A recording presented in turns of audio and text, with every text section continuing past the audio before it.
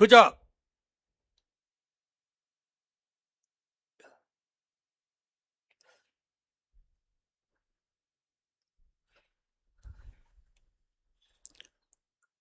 గలతీయులకు రాసిన పత్రిక మొదటి అధ్యాయం.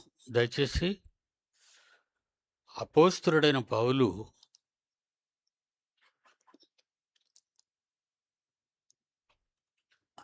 గలతి సంఘములో ఉన్న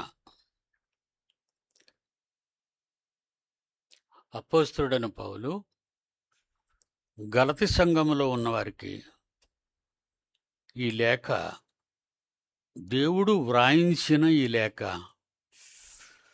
వాళ్ళకి జ్ఞాపకం చేస్తున్నాడు, పంపించాడు. గలతి సంఘంలో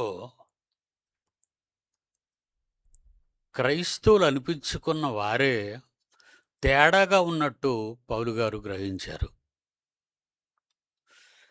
ఇక్కడ ఎలాంటి తేడా వచ్చిందంటే, గలతి సంఘములో ఉన్నవారులో ఎలాంటి తేడాలతో బ్రతుకుతున్నారంటే, ఒకే సంఘంగా కూర్చొని బోధ వింటూ, పౌలు గారి బోధ వింటూ, పౌలు గారు వెళ్ళిపోయిన తర్వాత